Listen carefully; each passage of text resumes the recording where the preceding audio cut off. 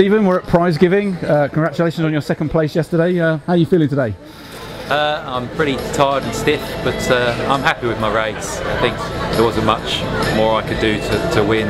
Tom was just that bit better yesterday, so I'm happy with second. And the main thing about yesterday was seeing Bella do an incredible performance to actually win her last 9 distance race. So yeah, I mean, I'm over the moon with that. All's good in the Bayliss household. Yeah, absolutely. Yeah. I mean, you led out the swim with Reese, and the two of you worked hard on the bike, and then the lung, as he's known, came flying up. I mean, what sort of where was that in the bike that Tom actually came up?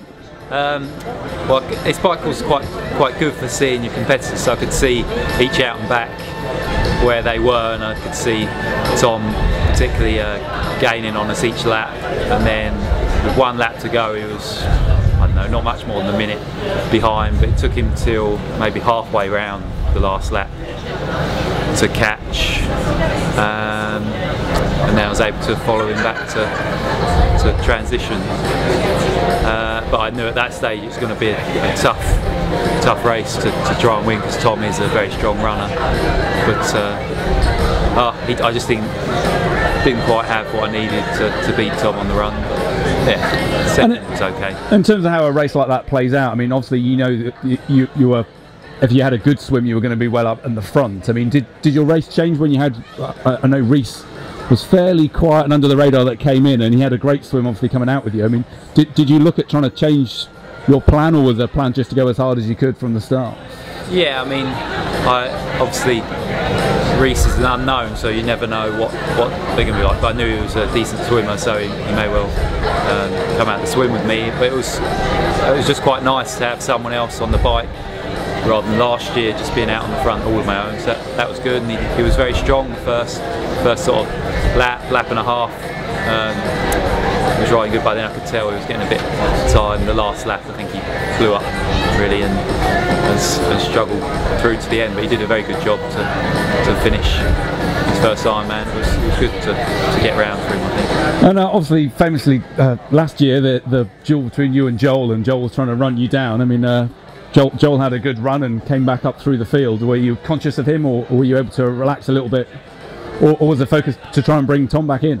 Yeah, I mean, when Tom particularly the first 10k, really, the first lap, Tom, I tried to run with him for like a kilometre and just I couldn't really. There wasn't much of a decision to back off. I just couldn't really run that speed at that time, and then I just hoped that maybe I'd be able to reel him in later if he started to struggle, but he didn't really. I managed to hold the gap, I think, once he'd opened it, and then yeah, I had a pretty good gap on Joel, so I was fairly comfortable thinking, you know, yeah, unless I really fell apart, I think second was fairly secure. But yeah, just last year, I think I biked harder this year, and I think that took away from my run a bit. But yeah, I mean, that's just the way you have to do it sometimes.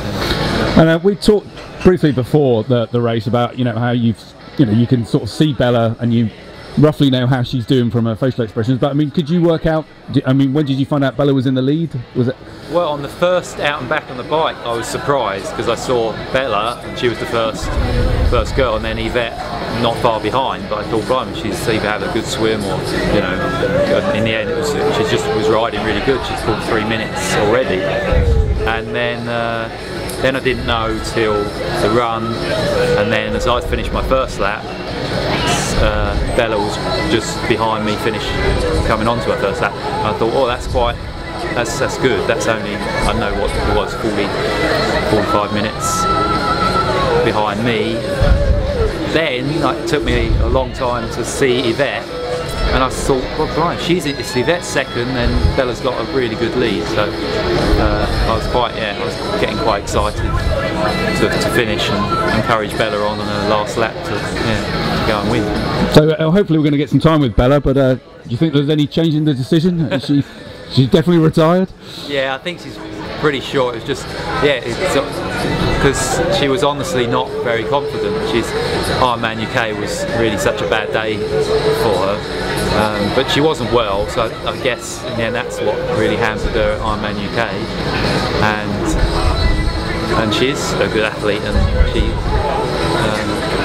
did a very good job. But no, she needs to do it 100%, and she doesn't feel like she can do it 100% anymore. And I think her career's great. You know, she won her first Ironman, she's won her last Ironman, and plenty in between. So I think it's a good way to finish. Very inspiring. And what's next for you now? 70.3 Lanzarote, and then we'll be out in Lanzarote most of the winter, training, running some training camps. Bella's going to do more of that, more coaching, and getting ready to try and have a really good year next year. Don't think I'm going to go to do an Ironman in November, but we'll see. Well, we wish you all the best. It's been great watching you race, and we'll hopefully catch up with you soon. Thank you, Paul. Cheers.